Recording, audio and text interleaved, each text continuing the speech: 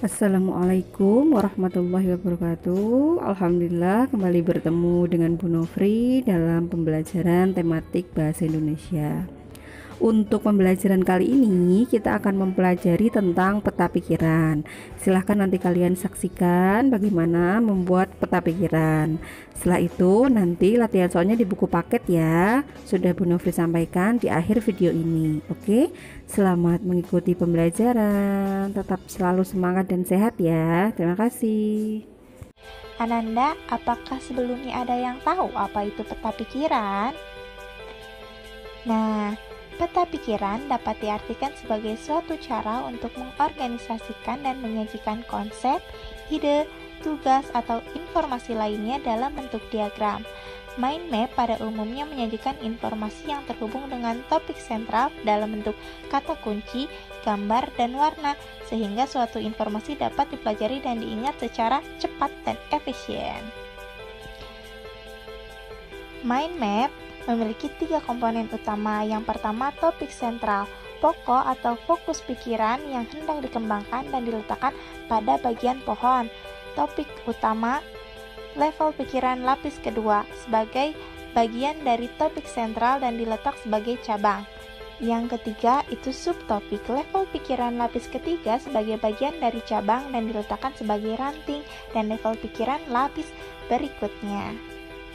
Nah, sekarang kita akan mengetahui bahwa mind mapping ini membantu menjadi lebih kreatif dan menghemat waktu, berkonsentrasi, mengatur dan menjernihkan pikiran, mengingat lebih baik, belajar lebih cepat dan efisien, melihat gambar secara keseluruhan, dan berkomunikasi membuat sebuah rencana.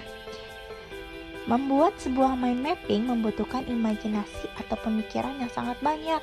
Di sini ada langkah-langkah yang perlu diingat ketika kalian akan membuat mind mapping.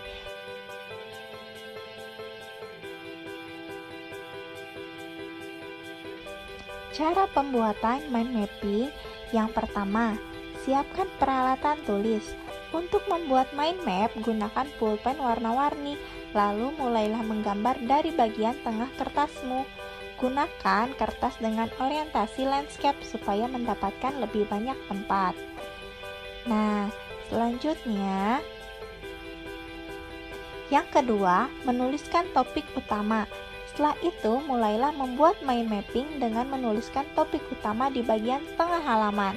Kemudian, lingkupilah dengan lingkaran, persegi, atau bentuk apapun. Kamu juga bisa menambahkan dengan gambar. Yang ketiga, menambahkan anak gagasan utama. Tambahkan garis cabang dari gambar pusatnya untuk setiap ide dan anak gagasan utamanya. Jadi, jumlah garis cabangnya akan bervariasi nih, tergantung jumlah cabang atau anak ide. Yang keempat, tulis kata kunci di setiap cabang. Kata kunci inilah yang akan menyampaikan inti dari gagasan dan memicu ingatan kamu. Jadi ini akan mempermudah kamu untuk mengingat kembali. Yang kelima, tambahkan simbol dan ilustrasi. Kamu juga bisa menambahkan simbol-simbol dan ilustrasi-ilustrasi menarik untuk mendapatkan suatu gambar. Manfaat dari mind mapping: yang pertama, mempercepat pembelajaran.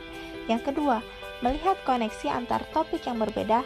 Yang ketiga, membantu dalam pencurahan gagasan atau yang keempat, mempermudah ide mengalir. Yang kelima, melihat gambaran besar. Yang keenam, menyederhanakan struktur.